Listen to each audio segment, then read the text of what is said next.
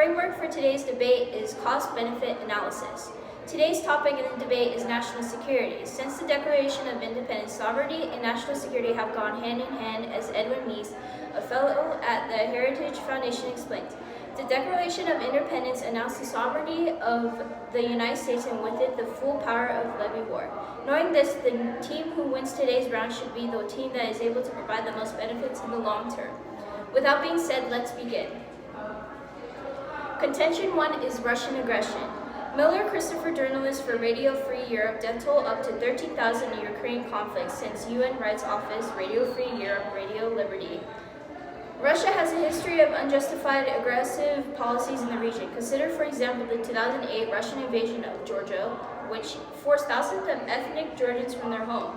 As Radio Free Europe reports, some 13,000 people have been killed, a quarter of them civilians, and as many as 30,000 wounded in the war in eastern Ukraine since it broke out in April 2014.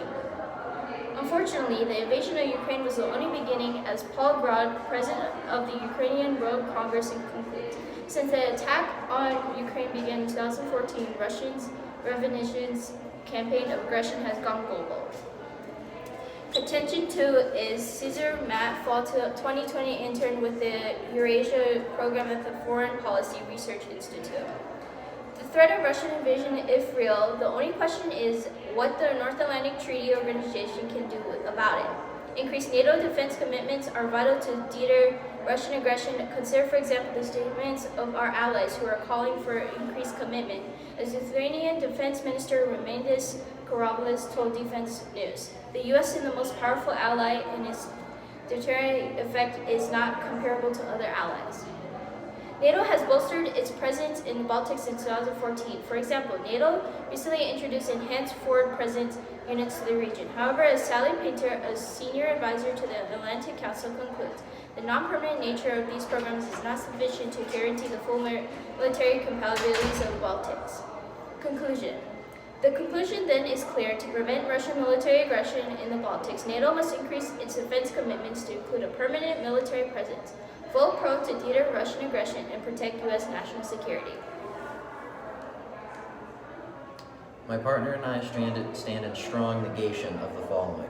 Resolved, the North Atlantic Treaty Organization should substantially increase its defense commitments to the Baltic states. The framework for today's debate is cost-benefit analysis.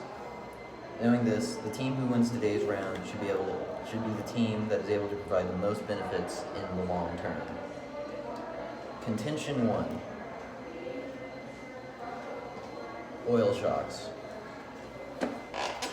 Russia, if NATO provides more aid to the Baltics, Russia will cut off oil since the Baltics are heavily dependent on Russian oil supply. Moscow's use of hard power in the Baltics has been most visible in the energy sector, Cruikshank 2020. A 2012 study found that all three states were around 90% dependent on Russian oil and nearly 100% dependent on Russian gas. For example, in 2006, Russia halted oil supplies to the Lithuanian oil refinery Mazaiku Nafta MN in response to the Lithuanian government's decision to transfer ownership of the refinery to Poland's PK and Orlen in May 2006 instead of the Kremlin-linked Lukoil. Russia maintains a significant influence in the Baltic business community, particularly in Latvia and Estonia, and states that Russian interests dominate the business and banking sectors. Europe in general is also dependent on Russia.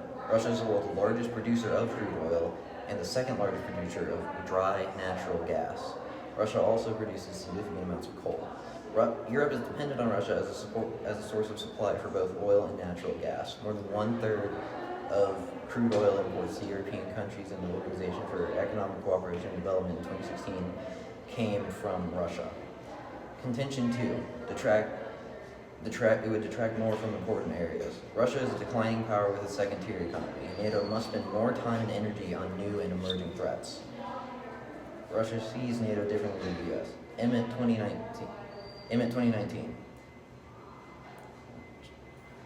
Part of NATO's response should be maintaining a technological advantage over China, protecting computer networks and infrastructure.